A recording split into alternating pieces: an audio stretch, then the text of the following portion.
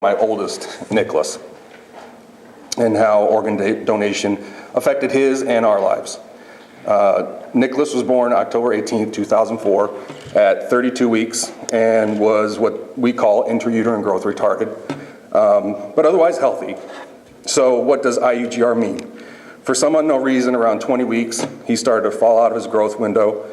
Then his umbilical pressures went up, my wife's placental volume went down. So Dr. Gold thought it was in the best interest to send us to Rush. So within 24 hours, we had this beautiful baby boy who was completely healthy, but just a little small, unlike his father. So here we are trying to figure this whole thing out. You know, first-time parents and all this that's going on with him. But things settled. 10 days at Rush. They decided to send us to Hammond, fatten Nicholas up. Everything was good, so we're just going to go to Hammond, sit in the NICU for a few weeks, maybe a couple months, get him home. So we get him there, we get him settled, we go home, try and get a decent night's sleep for the first time in a week and a half. Come back in the morning, and we just are happening to be on time for his morning feeding. So open up the isolette, and I notice his belly's distended. And it's kind of weird. Nurse said he'd been fussy all night. I open up his diaper, and there's unfortunately blood in his stool at this point. So they made the decision to airlift him back to Rush. So off he went, and off we went. So by the time we arrived, he was in surgery, and they came to tell us that what had happened was called necrotizing enterocolitis. So basically there was an infection in his intestines, and it was basically destroying all of his intestines as we just sat there. So it wasn't good at that point, quite honestly. But he made it through. Next week wasn't much better. But by the time it was all said and done, by the grace of God, things settled down, and he was still with us.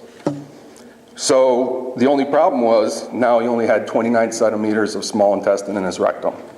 What does this mean? Well, it means he doesn't have enough small intestine, large intestine, any of that to absorb enough nutrition to carry on normal life. So now we have to look at a central line, TPN, all that type of things in order for him to absorb enough nutrients for him to basically live. All this comes with its own set of risks. Central line infections and TPN, and sometimes it can cause cirrhosis if you're on it for a while. Well, unfortunately, by the summertime, he had cirrhosis. So now we have to start talking about organ transplant, living related at UIC or cadaver at Riley. So we get set up for both.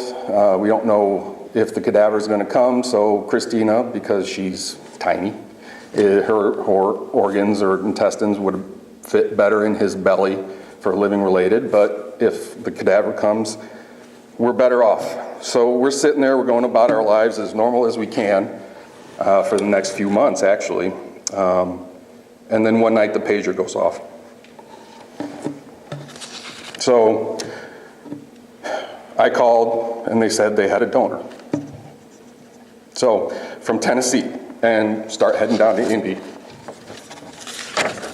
So call the families, everybody comes. We're fortunate to have one of these big ethnic families.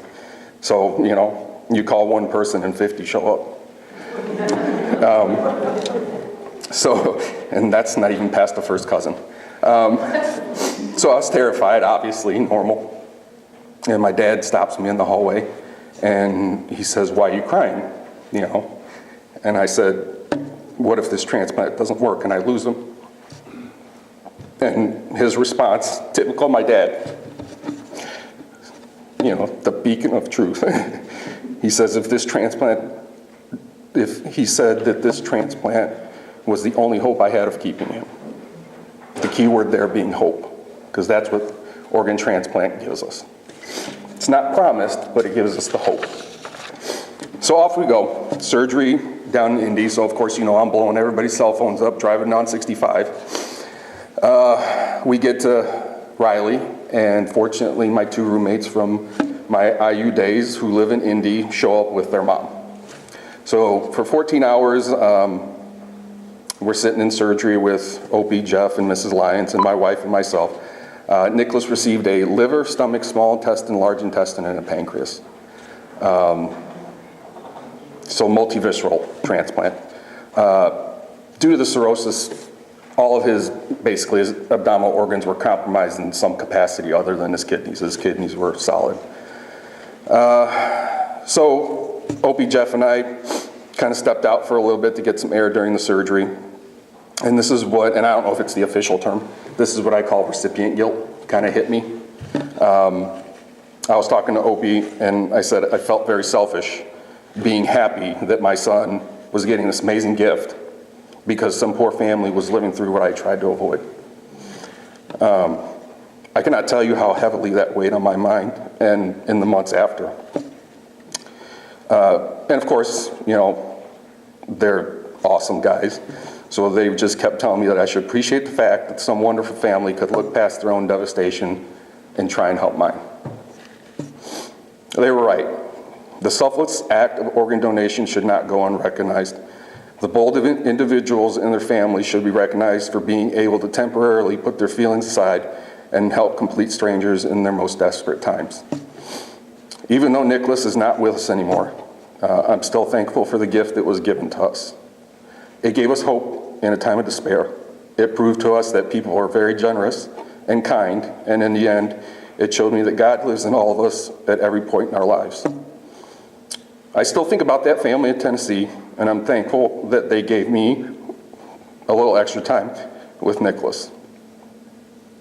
I think about him all the time, and I think about how that little boy broke me in the fatherhood and almost broke me at the same time. The only thing I would change is that I would love to personally thank the donor family for their selfless act. They and everyone else who makes these selfless donations are amazing to me, and they should be recognized. So that's my story. Thank you, everyone.